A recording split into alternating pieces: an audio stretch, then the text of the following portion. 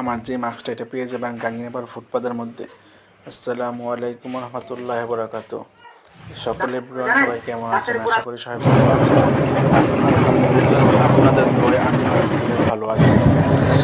আজকের হচ্ছে কবুতরগুলোর জন্য কবুতর আমার আগে অনেকগুলো তার মধ্যে অনেকগুলো অনেককেই দিয়ে ফেলছি। আর আমি তো উদার মনের মানুষ, আমি তো যে কাউকে যে কোনো জিনিসই দিয়ে দিই যখন যেটা প্রয়োজন হয়। কি অন্য কেউ আমাকে দেখ বা না দেখ, আমি সবার মতো তার না, আমি আমার নিজের মতো।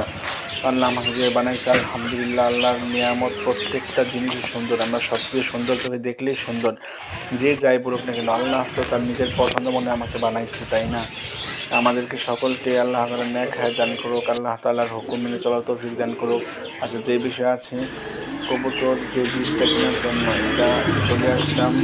নাটোর বিটা খুলে নিলাম, গরম আমার তেমনি মোটা মশা, আমি যে মোটা, আমার চুলগুলো আলহামদুলিল্লাহ কেউ নজর দেবেন না। আচ্ছা, যে বিষয়টা হচ্ছে কবুতর নিয়ে সবগুলো কবুতর, আমার কবুতর দোকানগুলো ভালো, কিন্তু এর আগে একটা বোম্বাই কেনার জন্য চলে গিয়েছে অন্য দোকানে, কিন্তু এটা 710 টাকা বললাম। বোম্বাই সাধারণ নর্মাল, তারপরেও যে দিল না আল্লাহ জানে।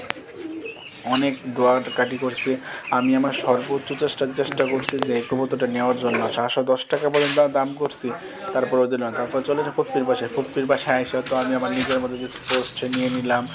তারপর লাফ মাইরা আমার পাওয়ার যে লম্বা লম্বা, আমি দুই গাকে উপর ওই ঠেকে ঘরের ভিতরে ঢুকে পড়লাম ফুপ্পির বাসায়। ধরে আসলাম কবুতরের এখানে, কবুতর দেখি তো আমার কবুতর বা বাবা, এই যে আমার কবুতর, এটা আমার ভাইয়ের রুমে যে এখন কবুতর যে ধরা চাকা নাকা সৌরভের একটা বাচ্চা নিয়ে নিলাম।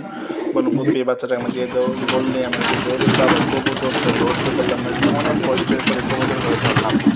তারপরে আমি আমার নিজের কবুতরকে নিয়ে গেলাম। সবাই ভালো যাবেন, সুস্থ থাকবেন, আল্লাহ হাফেজ।